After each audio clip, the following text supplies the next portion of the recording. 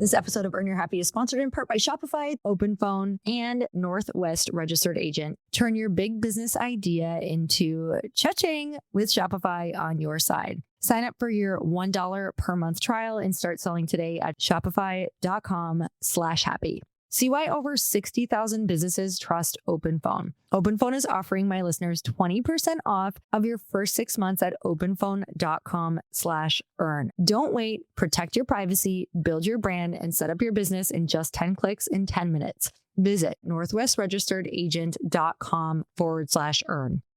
So many women have written off like, oh, your cycle is just a terrible thing. This is what I'm trying to demystify. Yeah. It is not a terrible thing. Our hormones are our superpower. And if you learn how to work your lifestyle to match them, you will witness your body in a new way.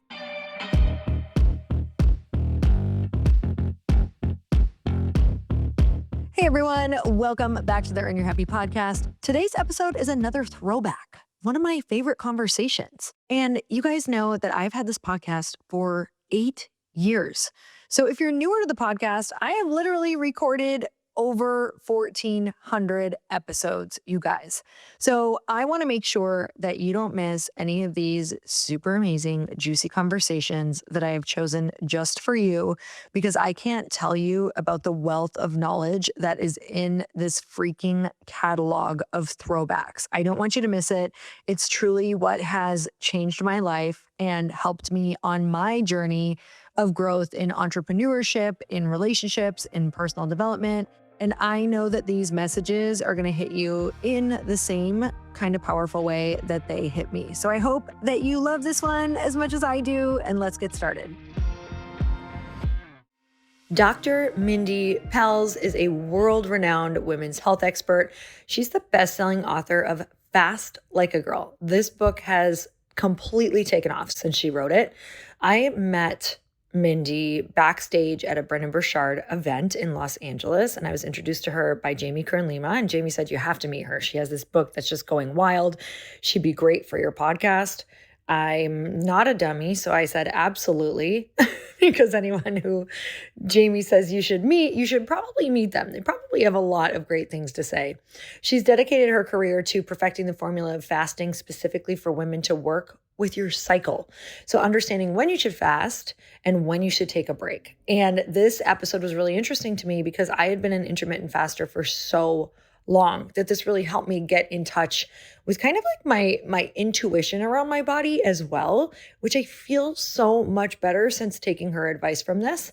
And if you're an entrepreneur or a big dreamer, which I know if you're listening to this, you probably are, this is such an important conversation about what you need to optimize your health and performance through. So Mindy shared a quote that went something like this: your health as a founder is the ceiling of your business. And I couldn't agree more.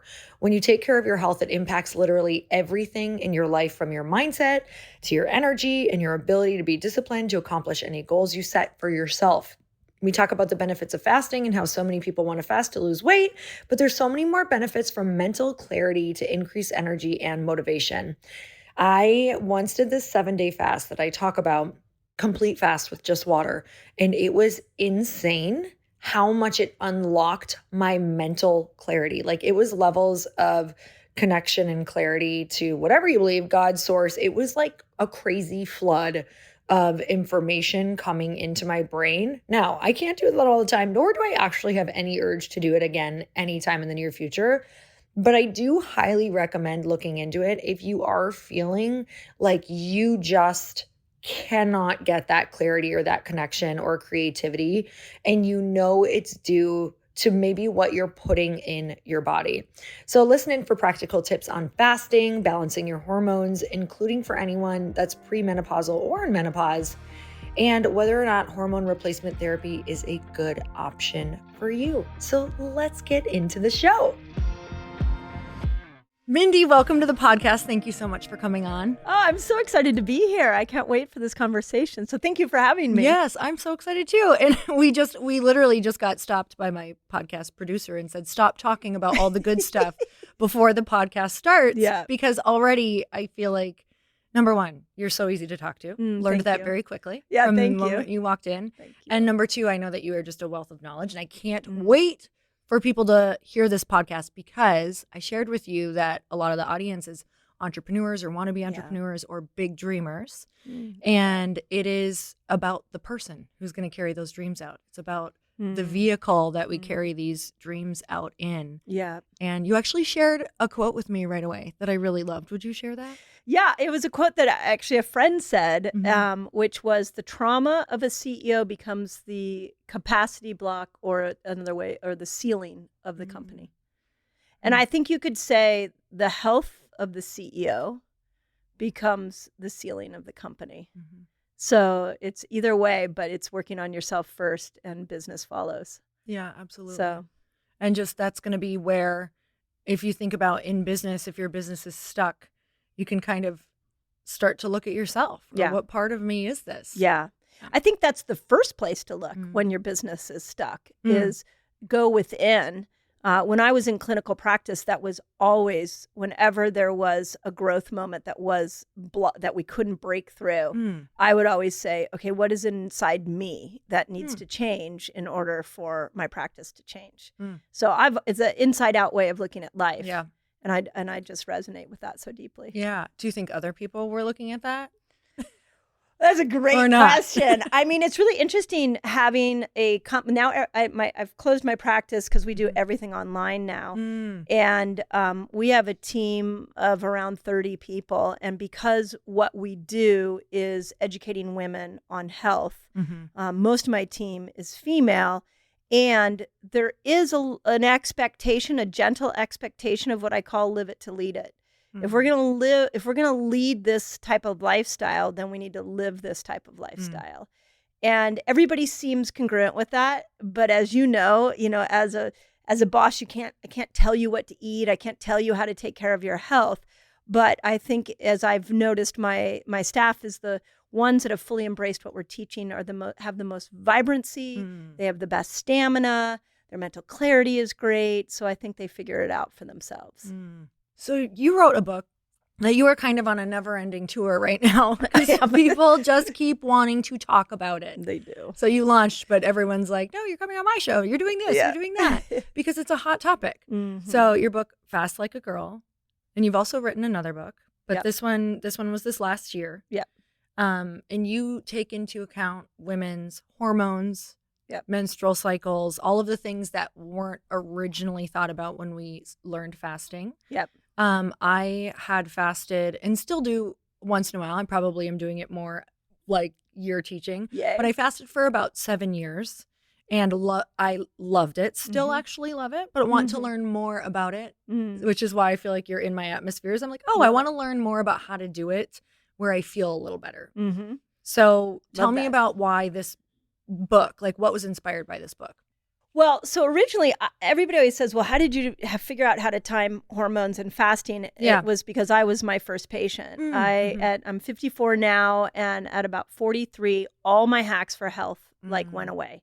So I was a competitive tennis player in my younger years. I loved working out. I've always eaten really well. I detoxed. I did everything right. Yeah. And at 43, my health just started to unravel.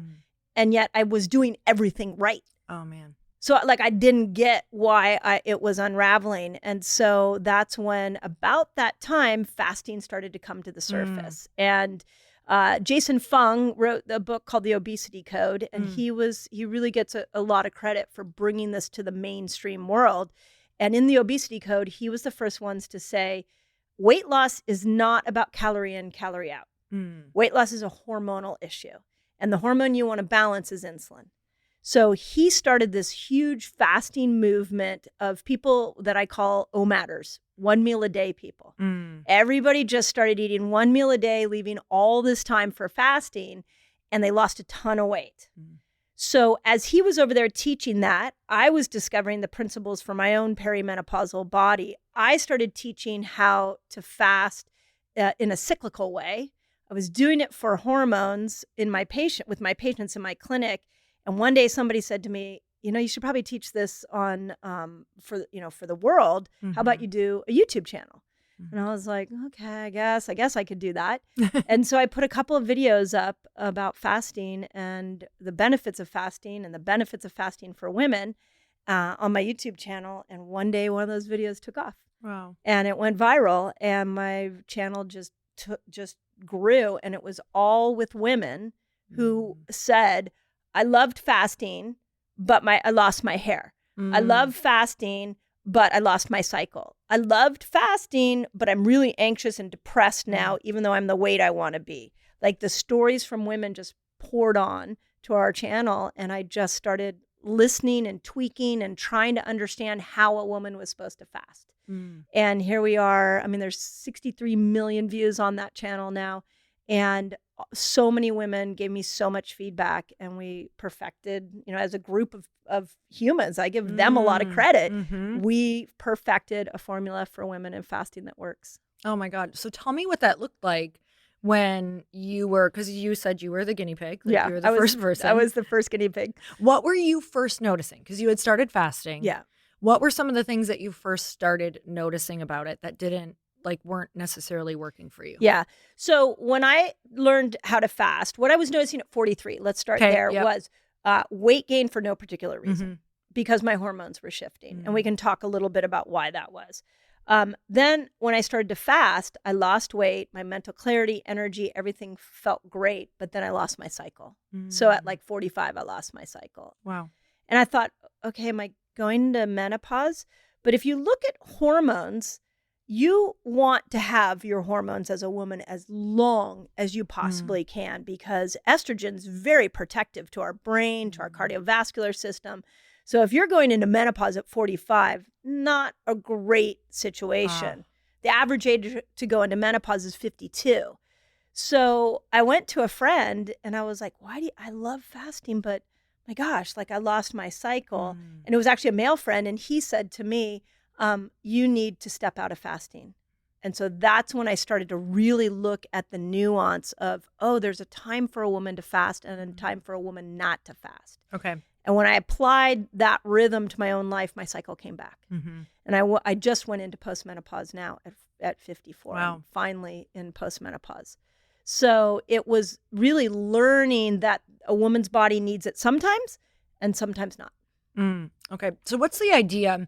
Let's back up for anyone who doesn't understand why fasting is beneficial. Yeah. Can you tell us a little bit about that? Yeah. So this is the best way I can explain it. Okay. Everybody always says my metabolism, I did this, it sped up my metabolism. Or I can't tell you the number of times people would come into my clinic and go, I think my metabolism has slowed down. So here's the deal. We actually have two metabolisms.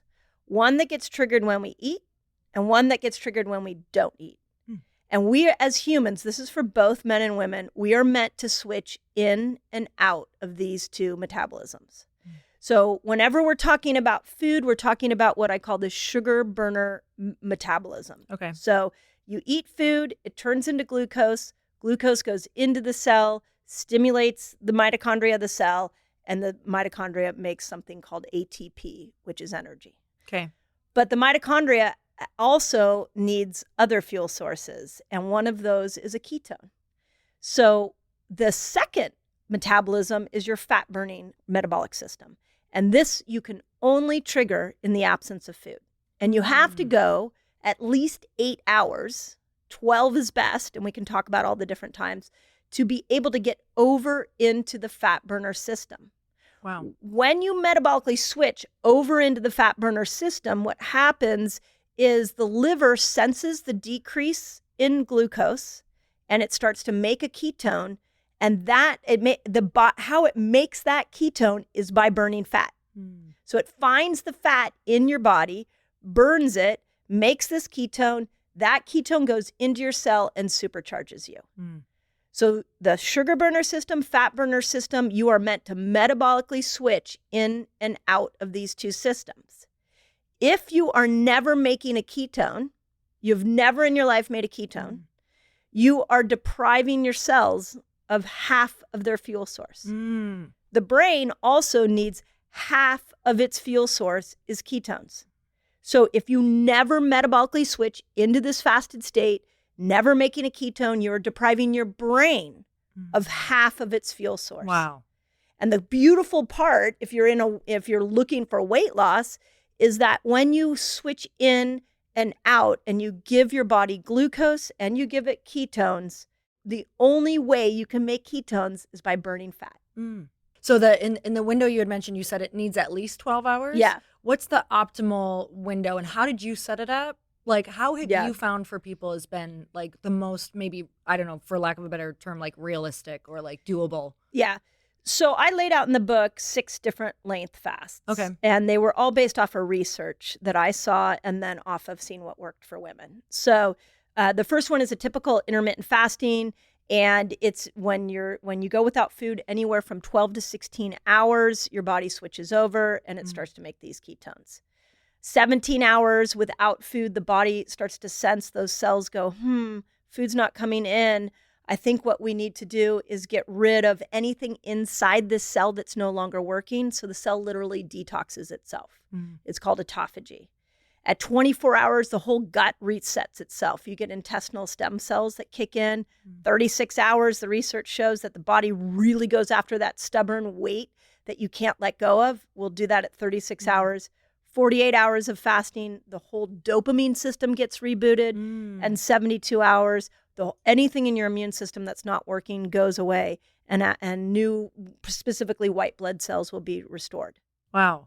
So we were chatting before this because I was just sharing, like I did a long fast at one period just to kind of prove it to myself. And I had heard some great things that really inspired me. Yeah. When you're doing those longer fasts, or who do you recommend those longer fasts for? Yeah. And we did talk about there's like a history to fasting. Oh yeah. Like a long way back beginning of time. Can you share a little bit about that? Yeah. I was thinking, there was this man named Jesus. Jesus was a trendsetter, like everyone. He had no idea. Yes, and he went long periods without He's so food. popular in LA. He's super popular in LA. He's kind of well known, and he fasted a bunch. Yeah. Oh my God, too good. Every religion has fasting in it. And what's really interesting, and actually is at the core of like a bit of a dilemma for me and teaching fasting, is I understand that a lot of people want to use it as a weight loss tool. And I always say, if you want to use it as a weight loss tool, go ahead and come to the fasting party to lose weight. But I'm going to ask that you stay at the party to learn about all the other things that fasting can do. And one of them is this deep spiritual insight. You talked about the 7-day fast you went on. When you go that long without food, the insight, the inspiration, the downloads are insane. Insane. Yeah. I had no idea that was going to... Someone had told me a little bit about theirs, so I think I was so curious about unlocking that potential. So I didn't understand, though, how clear things would be. Yep. And the amount of energy I actually experienced. Don't get me wrong, there were some dips, but for the most part, it was almost as if I understood, well, I 100% understood that energy doesn't necessarily only come from food. Yeah. Because there is an outer source that I was getting fueled by it blew my mind. Yeah.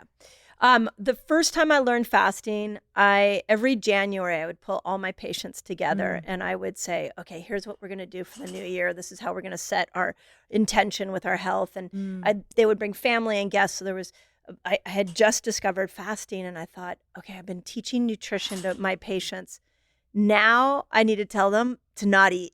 How the heck am I going to prove to them outside of the research that they're not going to pass out? So I said, okay, well, why don't I go on a really long fast and give the presentation in a fasted state? So I did it on the 5th day of a water fast. Okay. I presented to a couple hundred people in this church, and I basically showed them all the science, and you could see the look on everybody's face was like, a little dubious. And then I just revealed I have not eaten in 5 days. Wow. And people were convinced. And I think you do not know until you go into it the amount of mental clarity and energy that you will get. And that's a ketone. When you make ketones, I think of ketones, you know the movie Limitless with Bradley Cooper? Yes, love that movie. You know how he takes the pill and he can like speak all those lines? That's a ketone. It supercharges you. And your mental clarity, your energy, I mean, everything about you becomes more vibrant. And you would think in the absence of food, that would be the opposite. And it's not. I want to know more about do you know about the history of fasting? in like the spiritual I don't terms know or it why? from. I know every religion has had it, and I know they do it as a devotional. What's interesting is actually Ramadan. There's when I first started looking at studies on women, the ones that I found the most on were from Ramadan. Wow. Yeah. Because they've been doing it's it built for so long. in. Yeah, every year they do it. Yeah, that is really crazy. And I think the 7-day thing, what it did for me is understand why they did do that in religion. Yeah. Is because you do hear things like we talk a lot about just, intuition and listening to yourself and your soul or whatever that means to you. But truly, I understood that food can sometimes be a block. Like you can block yourself if you're not eating well and, doing the things that is not great for your body. But that's so interesting that your body literally has a reward system for not eating. Right. Like, please give me a rest. Yeah. The best way to understand it is we're a hybrid car. We operate off glucose and we operate off ketones. Hybrid car works off electricity and off of gas.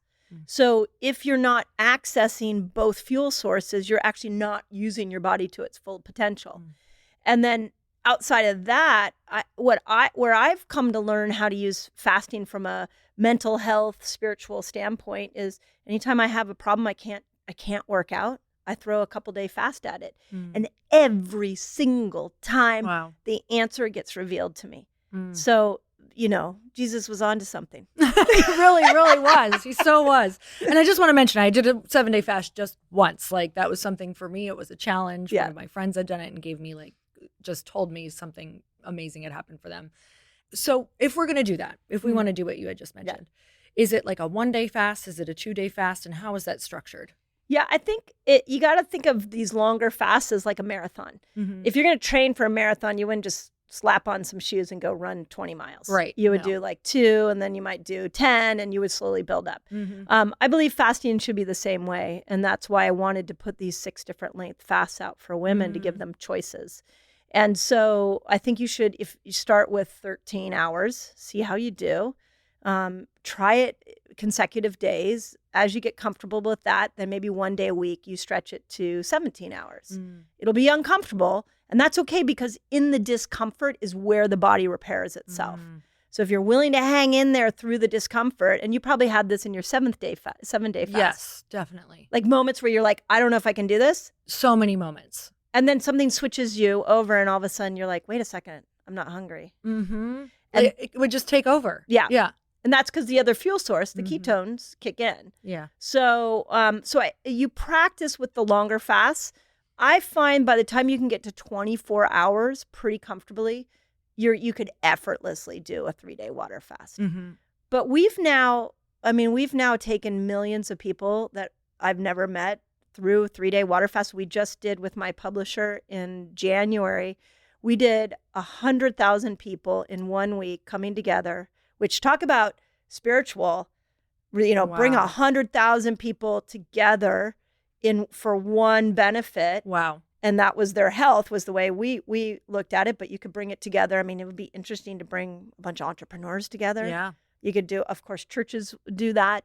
You can lead people successfully through these 3-day water fasts, and knock on wood, we have not had one situation where somebody has had to go to the emergency room or because the body was meant to fast. Wow. I can't imagine just the insights and conversations. Yeah. And probably even crazy friendships that came out of doing something, because that's kind of a big moment for a lot of us. We've never ever, many of us have not ever been taught that not eating is good for you. That's right. Like I grew up in the 80s. Like all they wanted us to do was eat. Right. Right. Yeah. Or eat more and your metabolism will be faster. Yes. Eat more. Yeah. I went through the whole 6 meals, 8 meals. I was in the fitness industry for a while. And I'm like, should I be eating 8 meals? I mean, I was exhausted just eating little meals all the time. So it's funny because I spent a lot of time trying to understand this 6 meal a day thing. Yeah. And I can't find any research that can show me that each time you eat a meal, you speed up your metabolism. If anything, you should look at your 24 hours as I have an eating window and I have a fasting window. And all of your food should be eaten in a certain time period, and you're leaving longer time periods for not eating. And when you look at the research on that, like the greatest study ever done, or one of the greatest, there's so many good ones, was done on 16/8. So that's 16 hours of fasting, 8-hour eating window. And basically what they found was that you could eat whatever you wanted. You could eat the worst Western standard, horrible, inflammatory, high sugar diet. And as long as you ate that in 8 hours, leaving 16 hours for rest, for fasting, you were metabolically immune from high blood pressure, from gaining weight, from cholesterol going up, from inflammation going up, because you gave your body 16 hours of rest. I mean, I can attest to that because I went from, being in the fitness industry for a long time, like meticulously really watching my food. Yep. And then getting to a place where my life got busier. My job got busier. Traveling became more. And that became something that was really challenging to like eat in these certain windows and get healthy food all the time. And so that's when I started dabbling in intermittent fasting. And I just noticed I was able to stay the same, with eating things that I actually enjoyed a little more. There was a lot more wiggle room to what I was doing. And my energy went way up. Yeah. That was huge for me. I noticed that I just had all of this energy in the afternoon that I wasn't having. I was that girl that 3 o'clock was oh my God. I was like, I can't go on. Yep. I just want to sleep. Yep. So tell me about someone who's curious about it right now. How do you let us know about the time frames, but how do we set that up as women, with our cycles and with hormones? How do we know what to watch for? What can we tweak? How do we ease into it? And this is such a good question. And this is where women kept tripping on themselves as they were practicing fasting. So here's the best way to understand this. Men work off a 24-hour hormonal cycle. So every 15 minutes or so, they get testosterone. And then it pulses Lucky in. Them. I know. Have you ever heard? I was on Diary of the CEO. I was on Stephen Bartlett's podcast. And he's like, what? And I'm like, yeah, you know what we say about you. You got it 4 times. Yeah. I'm like, you know what we say about you? He goes, you say stuff about us? I'm like, yes. We say if you don't like what your male mate likes, just ask him in another 15 minutes because you might get a different answer because testosterone might be at a little different spot. That's so good. Yeah. Thank you for that tip. There's my marital tip for you. Thank you so much. Yes. Yeah. So men really are simple. They make testosterone. Testosterone goes up into the brain and converts to estrogen. And they get this every 15 minutes or so. It's a 24-hour cycle. We are not that simple.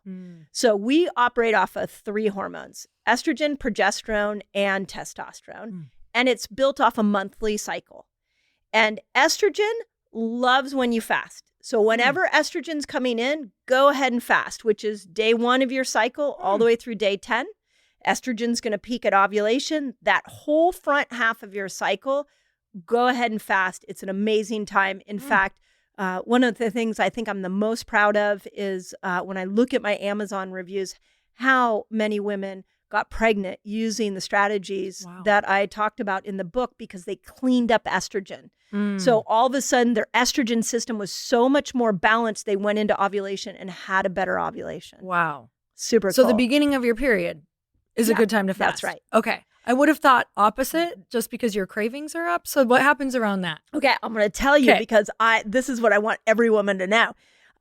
Then during ovulation, you get the most amount of testosterone. So the other thing to know as women, we only get testosterone this strange little 5-day period called ovulation. Wow. The rest of the month, we have very, very low levels of testosterone. So another tip for the men listening who are in relationships with a woman, she's got a 4 to 5 day period when testosterone goes up and then it's gone. So once we come out of ovulation and we go into the back half of our cycle, the hormone progesterone is what's going to show up and peak. Progesterone has to peak for the uterine lining to shed. Progesterone wants glucose to be higher. Progesterone does not want you to fast. And you know how we know this? What do we crave before our periods? I mean, I crave sugar, carbs. Yeah. Every woman. I have not, I mean, surely there's some women out there, but almost every woman I talk to says, I crave sugar, I crave carbs, I crave chocolate. Of course, because progesterone needs glucose to be higher. Every woman I've ever put a continuous glucose monitor on, when we get to that part of their cycle, they're like, I'm not doing anything different and my glucose is going higher. Interesting. I'm like, yeah, because progesterone, think of it like a chemistry experiment. Progesterone needs more glucose to be able to make her appearance. That's what she is made out of, is glucose. So what was happening in the fasting world is in the keto world, it was the same thing. All these women were going into this low carb, low sugar experience the week before their periods. And that's how and athletes, we hear of athletes losing their cycle all the time because they're not minding the rules of progesterone. And so that's the worst time to fast. It's the worst time to push your workouts. It's the worst time to stay up all night because progesterone wants glucose to be high and cortisol to be low. When you don't honor that the week before your period, when your period starts, you have cramps, you have cravings, you are irritable. So that whole thing about us feeling horrible when our period starts happened because we didn't take care of what progesterone needed the week before. Wow. She's a diva. She's a total diva. She's like, give me what I need. They're both divas. Yeah, totally. Yeah. Okay, so how do we set up the week before? Give me that rundown one more time because my mind is blown right now. Give me the week before, and then how do we set up the week of our period to feel better? So around day 20, progesterone's going to come roaring in. Okay. So you need to eat more carbs. Okay. Let's start with that one. Yep. This is not a box of pizza and a tub of ice cream. Bummer. This is sorry. I'm trying to get that out of you. No, I'm this is nature's carbs. So this is your squashes. Butternut squash is one of my favorite. That's good too. Yeah. Yeah. Sweet potatoes. Sweet potatoes are progesterone's best friend. Potatoes of all amazing. kinds. Tropical fruits, mangoes, papayas, bananas, some of the higher glycemic fruits. Always greens are always good. But things that you typically, if you go low carb, will avoid. So whatever nature provides that can give you more carbs like that. So you want to bring your carbs up, but do it with nature's carbs. Don't do it with refined carbohydrates. It's because that is another whole story that we can talk about later. Then you don't want cortisol to go up. Okay. So that means if you are fasting, if you are pushing a workout, if you are pushing your work schedule, if cortisol goes high, progesterone's out. So I'll give you an example. One of the biggest things I've seen in putting this book out is that so many 20 and 30-year-olds have lost their cycle right now. Yeah. It's a big problem. Wow. The other thing I want to, my new passion, and is coming out in my next book that I really want to get across to women, is that when you bleed, you detox. You are and I have a team of researchers now that pull all this information together. And I got a study last week that there are 4 chemicals that women are detoxing that are in our blood, our actual menstrual blood: plastics, phthalates, forever chemicals, and pesticides. Wow. Yeah. Wow. So when you're not bleeding, you're not detoxing. Wow. So you need to chill out. I called it the nurture phase. We got to just cut back our intensity a little bit the week before our period. So that might be with your workout. Maybe you move to yoga or Pilates, or you go for a hike. That might be you just say no on your social calendar. Just hey, I'm going to sit home this Friday night and I'm just going to watch TV. That might be that you decide you're going to take your workload and bring it down by a third during that time. Whatever it is for you, maybe you're going to meditate a little bit more. Maybe you're just going to slow down. I've heard some women say that they just that week, they move a little slower. They give themselves a little more grace. Just life intensity needs to come down that week so cortisol isn't peaking. Because the minute cortisol is peaking, progesterone's done. Wow. So if you bring your glucose up in a positive way and you mind cortisol when your period starts, it should be a very smooth experience.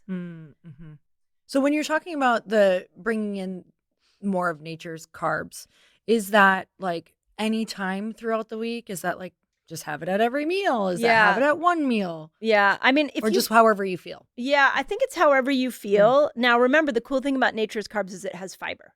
So fiber slows down all that glucose coming in. So this is why I don't want you doing a box of pizza. Because if you're doing a box of pizza, it has no fiber, and all that glucose coming in, if your cells can't take the flood of glucose, it will store extra glucose and fat. Okay. So, and this is a really important thing that I'm trying to free women of. All fat is excess. It is excess glucose. It is excess cortisol. It is excess hormones. Your body didn't know what to do with that excess. So instead of putting it in your organs and killing you, it decided to put it around your belly. It put it on the back of your arms, on your booty and your boobs, because that's a safer place for your survival. So when we eat carbs that have fiber in them, it helps to just make that influx of glucose a little bit easier. Because usually the message I get from a lot of women is, well, if I eat a lot of carbs a week before my period, I'm going to gain weight. So eat smart carbs. Okay. And then during that time where you're not fasting, like that's a normal, when you say fasting, that window is the 12 to 16 hours without food. But that week before, we're not really, we're kind of just doing. Yeah. Okay. You can go back to your 6 meals a day. Okay. So you're really just doing that during your menstrual cycle. You're doing it, day 1 through like day 20. You can fast.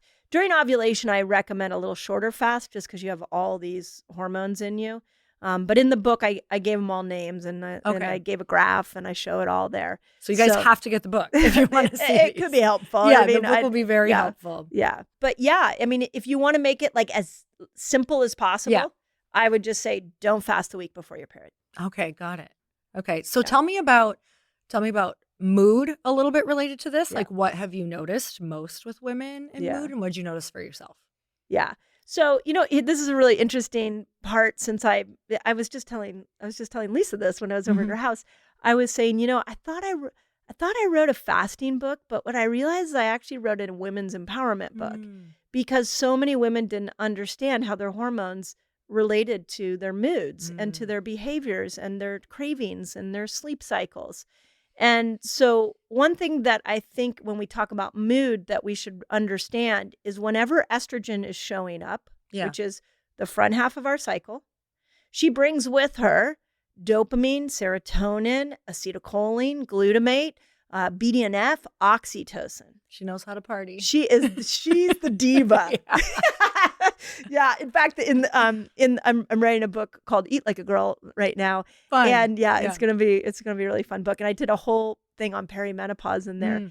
And I was like, the diva's gone. Like, and with her, like, give her an encore. Friends. Like, everybody give her an encore. Like, she's out. And with it goes her friends, which is why menopausal women are depressed and they can't think, is because the estrogen brought with her all those neurotransmitters. Yeah. So when you learn to cater to what estrogen wants with food and fasting, and you can do it with the other life strategies, then she shows up and she brings all these friends with her. And you front half of the cycle, you should feel great. Yeah. Back half of the cycle, now we're like in progesterone's territory. And progesterone brings GABA.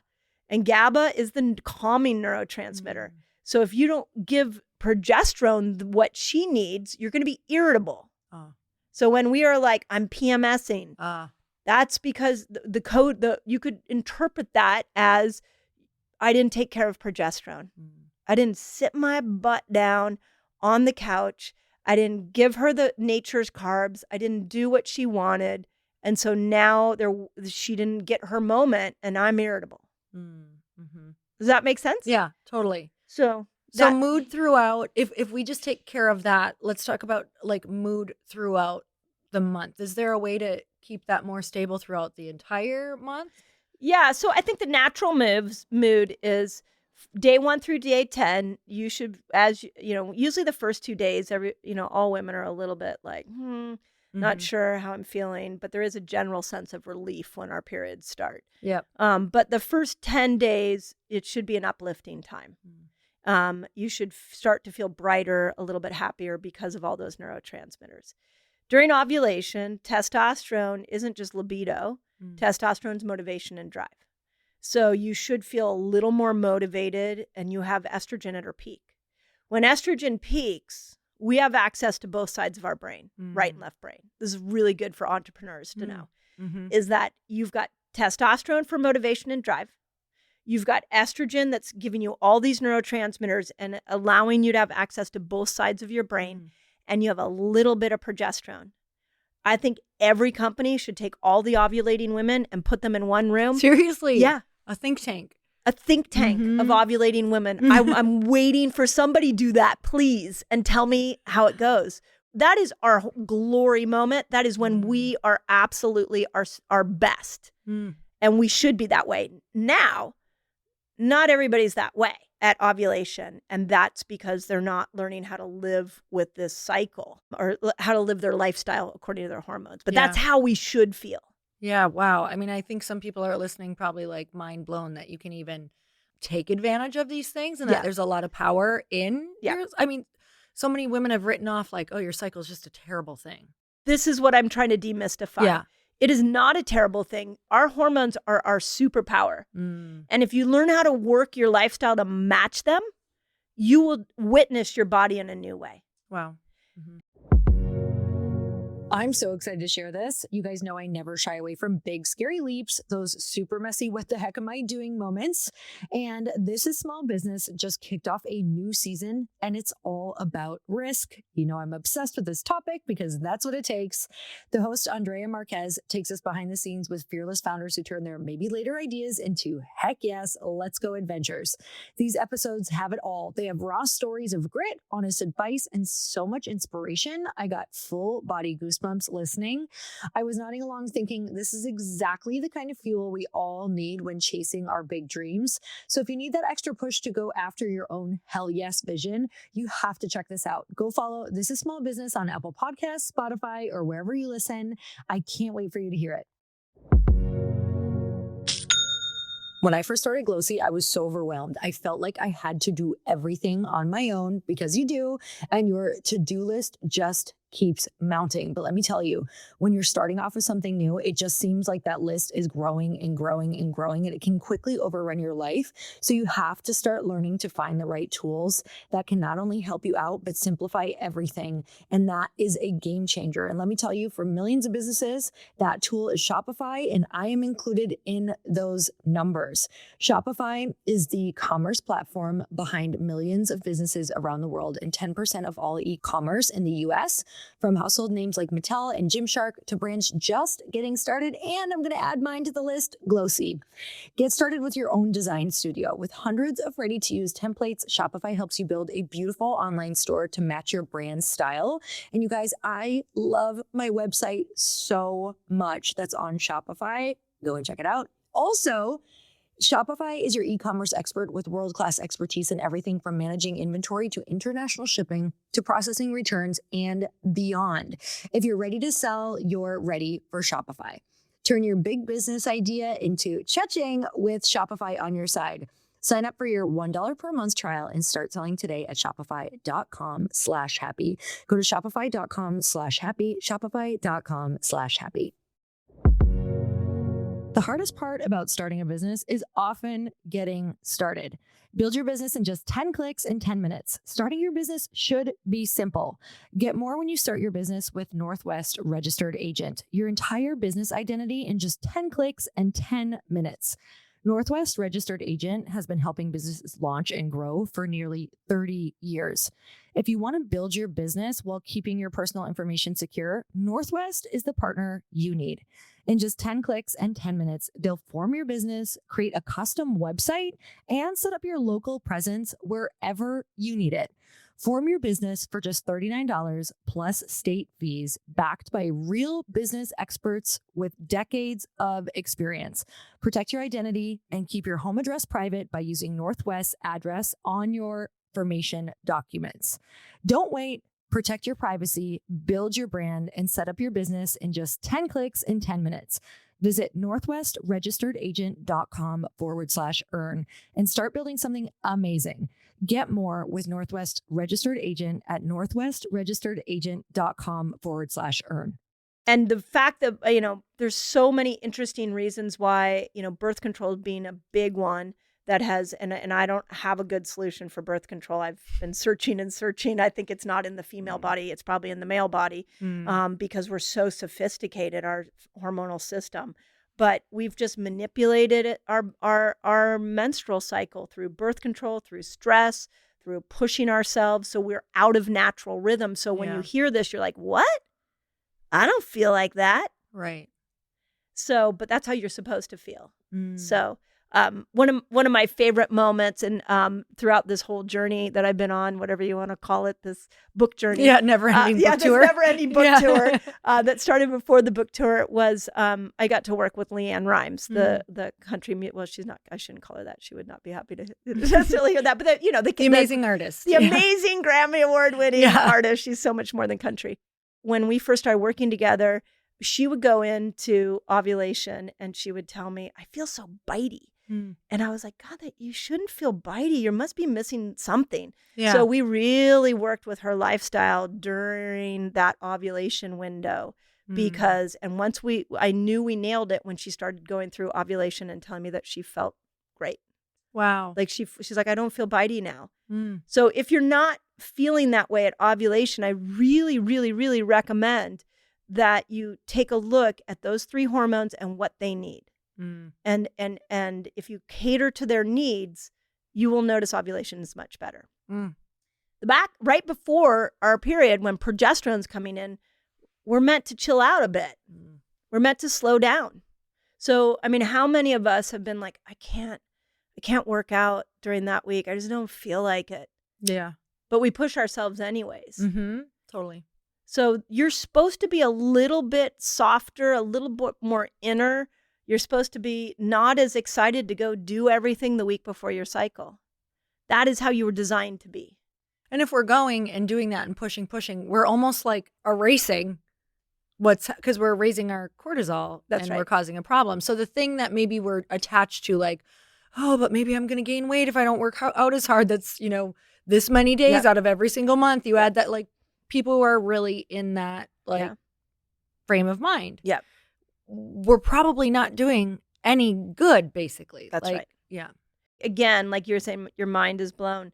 I think this is such an important conversation for all women to have because when we have hormonal imbalances, we have chronic disease. And we have autoimmune. I mean, the autoimmune conditions, 80% of them happen to women. So we've got to bring our lifestyle back in balance with our hormones. And so it is a little bit of a moment of like, wait a second, that's not how I feel. Well, let's roll up our sleeves and have the conversation as a collective group of women as to what we should be doing at these different parts of our cycle, because we are not meant to live the same way, do the same exercise, the same diet, the same approach all month long. So you had mentioned something I don't want to skip over. You were talking about motivation. I think probably people listening to this podcast are like, tell me more about that motivation piece and what this does for motivation. Yeah. Well, so our motivation hormone is testosterone. And if you have a cycle, she comes in day 10 to day 15 and she ramps up your motivation, whether it's your motivation to have a baby or your motivation to get a job or start a new project. She's there to really get you to move forward. So menopausal women, which we should probably touch a little bit on that. If we stay in a stressed state, we start to lose testosterone, which is why a lot of women who are either type A and or live a high stress life and they're going through menopause, their libido goes because testosterone goes. So testosterone you got to cater to her. There's no food or fast I can tell you that will ramp up testosterone. So testosterone does not like cortisol to be too high like progesterone. So usually it's a stress related thing. When women have really low testosterone, that's a stress situation. How do you feel about, there's so much conversation around hormone therapy. How do you feel about that? Does that go along with intermittent fasting? Do you think it's a good thing, a bad thing? I'm really excited the conversation's being had. I can tell you as a 54-year-old postmenopausal woman, like, whew, that was an extreme sport. Like, wow. That menopause thing, it's a thing. Wow. But what my experience has been is you could put a hormone replacement therapy patch on and your life changes. I put one on and I'm going to kill somebody. Somebody else does a testosterone pellet in their booty and they're like, oh my God, all I want to do is work out and have sex with my husband. Somebody else puts it in and now they want to kill somebody. So there is a bio-individuality situation here when we go into hormone replacement. You have to work with somebody who's going to help you nail which one of these hormones is perfect for you and what combination. So that's the first thing I would say. Second thing, it doesn't give you a free pass from a good lifestyle. You still have to think about the quality of your food. You have to think about fasting really helps menopausal women. You have to think about pulsing in hard workouts and soft workouts. Like, you can't just slap a patch on and hope menopause is going to be good. It's not that easy. Yeah. Sorry. Okay. No, I love that conversation though, because it's like working with someone. You can't just go put pellets in your butt. Right. That's right. And like be like, oh my God, I'm horny and now I get a bunch of muscle. Exactly. Yes. I wish it was that. I wish it was that easy. Right? Oh, yeah. Man, maybe one day. Yeah. Okay. So I want to talk about sleep because sleep is obviously one of the most important things ever. So when you first start intermittent fasting, does it affect your sleep? Do you feel it right away? Tell me about that. Yeah. Intermittent fasting, meaning 13 to 15 hours, shouldn't affect sleep. It should actually enhance sleep. Enhance sleep. So the longer fast, like, did you sleep well on your Sunday? Some nights I slept like a rock, and other nights I was like, oh, I'm actually done sleeping at 4 a.m. Yeah. So I have a theory on that part, on the longer fast. Anything 3 days or more, when you go into those states, you sleep like 4 hours, 5 hours. Yeah, totally. So I went to go look for the research on that. I couldn't find anything, but my gut feeling is that when you're fasting, you are in a healing state. When you sleep, you are in a healing state. Yeah. So if you're healing during the day, you don't need as much healing at night. That's the only reason I can think you woke up 4 hours in. In all honesty, I was waking up rested. Yes. Yeah. So it's probably because our bodies aren't, digesting food all night, or you probably don't need all of the sleep that's required potentially. This is all theory, but that's what it felt like. Yeah. I really believe that that's for the longer fasts.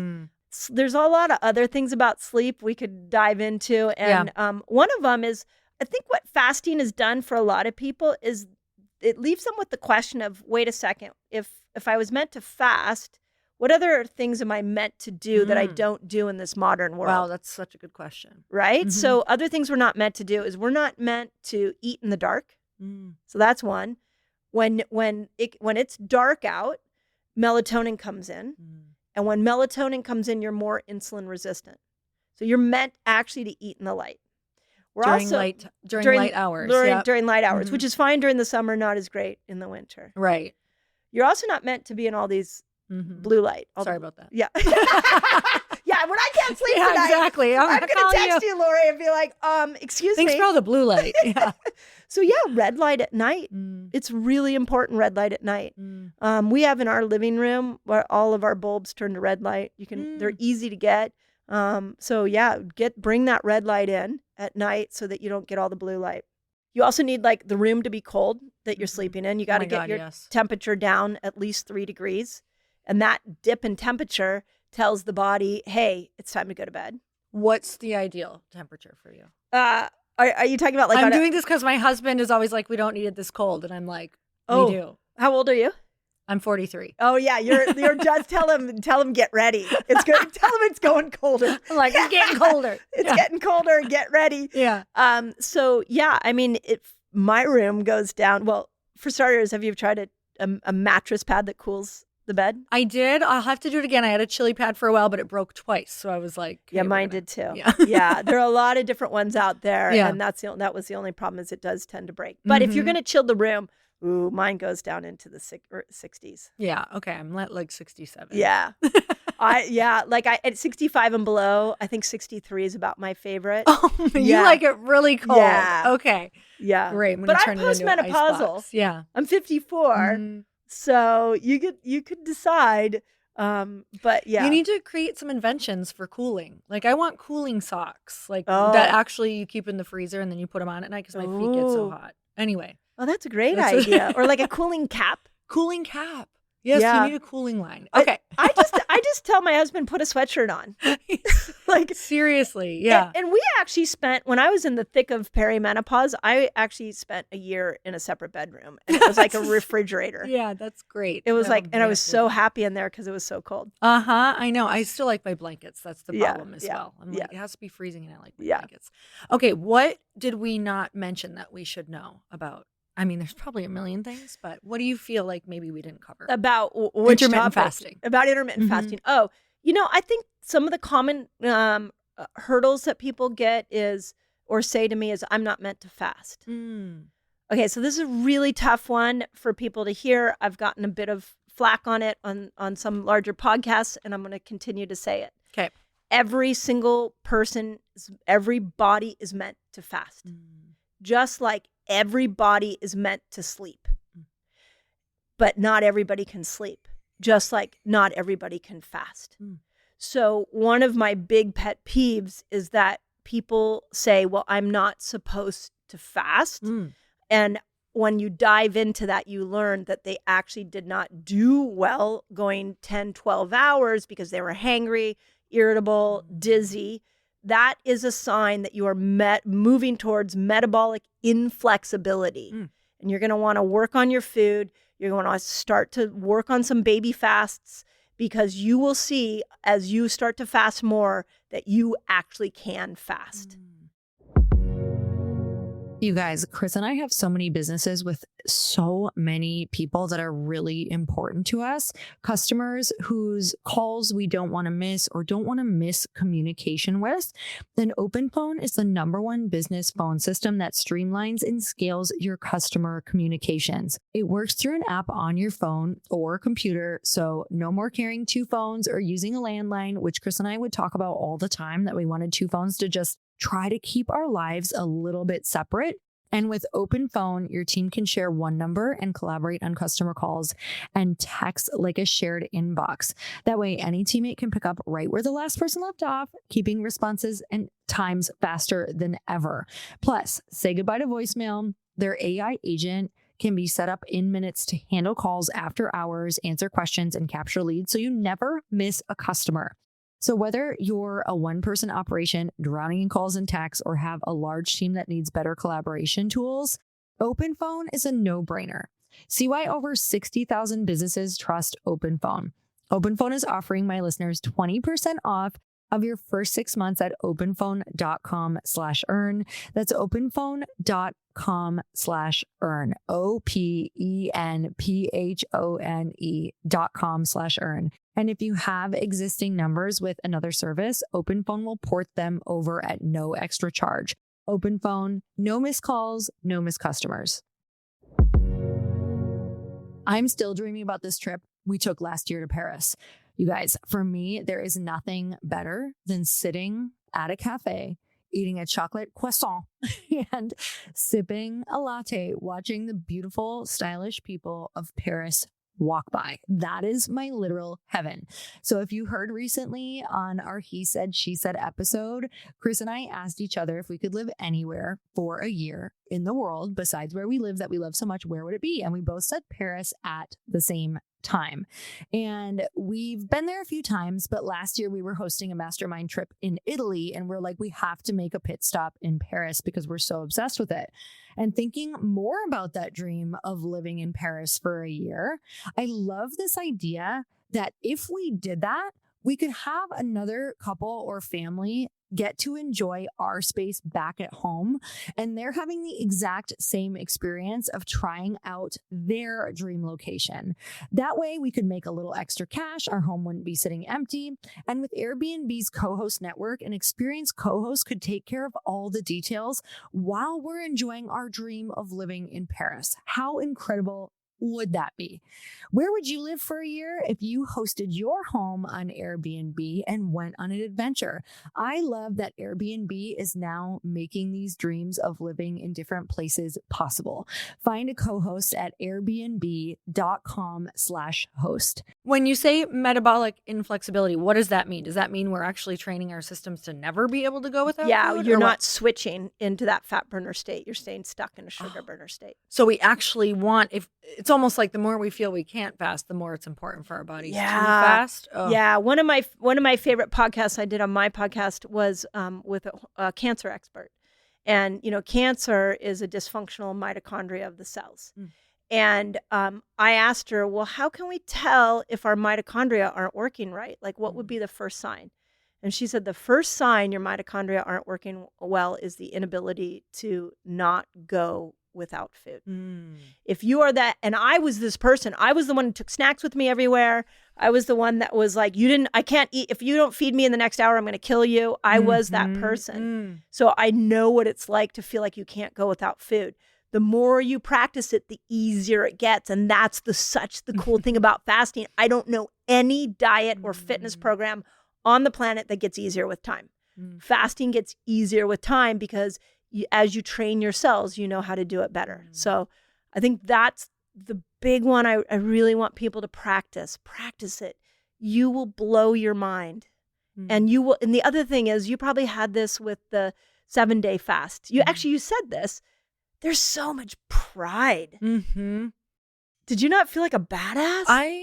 I literally felt, for a whole week probably after, I was like, I can literally do anything. Yeah. Because it was such a clear how many choices you have to make in these micro moments all day long to break a pattern. Because I kept on, the craziest part about that is I kept on walking into my pantry and I wouldn't even realize I was there. Yeah. And I'd be like, oh my God, I didn't even know I got up and walked into my pantry. It was so patterned to like go eat food that you just notice so much that I think in order to get through it, you become a different person in such a short window of time. I really felt like you can do anything. My mom, and bless her heart, it's just what she knew how to do. Yeah. But if you had a bad day, you sat down and you ate a meal with Totally mom. Same. I grew up that way. Yeah. So not only did you have a bad day, not only did you get food, but you got mom's love.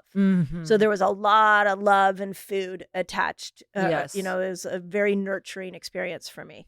So when I first started learning fasting, I was like, oh my God, I don't feel good, but I don't have this resource to make myself feel good. And that's when I identified, wow, I don't just eat food for food. I eat food for emotional, well-being.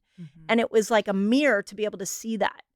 And I think there's something really cool about that. It's like you get to see your relationship to food in a new light. Yeah, you really do. It's really cool.